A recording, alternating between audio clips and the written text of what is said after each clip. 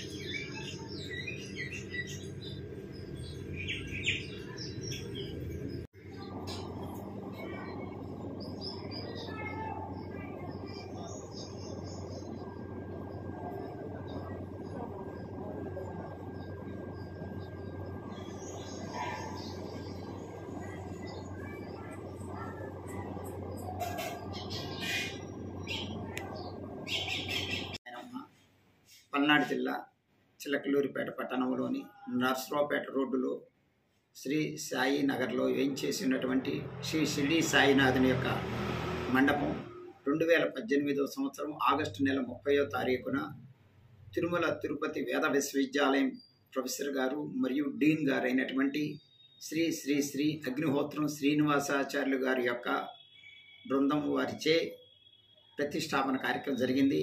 ఆ ప్రతిష్టాపన కార్యక్రమం సందర్భంగా సుమారు 30,000 మందికి అన్నదాన కార్యక్రమం చేశాము.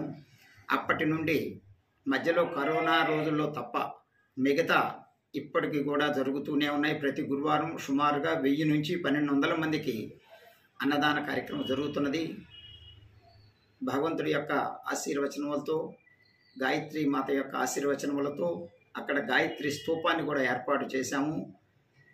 మధ్య నాగభూషణం గారి యొక్క సహాయ సహకారాలతో అందులో 1,000,000 వ్రాత ప్రతులను నిక్షిప్తం చేయటం కోసం ఏర్పాటు చేశాము. ఇందుకు గాను గత 2 సంవత్సరాలుగా 54 లక్షల వ్రాత ప్రతులను శరన్నవరాత్రి ఉత్సవాల సందర్భంగా మూలా నక్షత్రం రోజు గాయత్రి హోమం చేసి నిక్షిప్తం చేస్తున్నాము. ఇంకా 2 సంవత్సరాల్లో పూర్తిగా 1,000,000 వ్రాత ప్రతులను అక్కడ నిక్షిప్తం చేయడం జరుగుతుంది.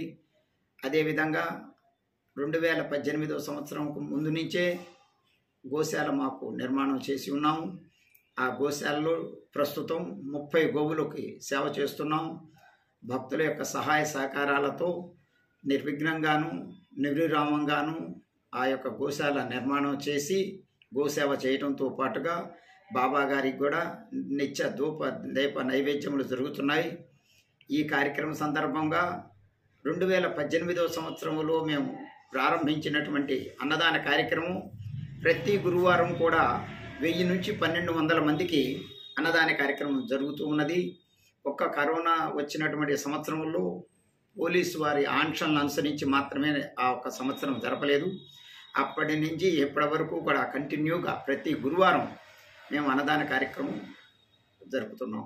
ఈ యొక్క బాబా గారి యొక్క కృపకు కటాక్షములకు మీరందరూ పాత్రలు కావాలేనని, ఆయన యొక్క ఆశీర్వచనం మీరందరూ కూడా ఆయురారోగ్యములు మరియు అష్టైశ్వర్యాలు పొందాలని మనస్ఫూర్తిగా కోరుకుంటున్నాం. ఓం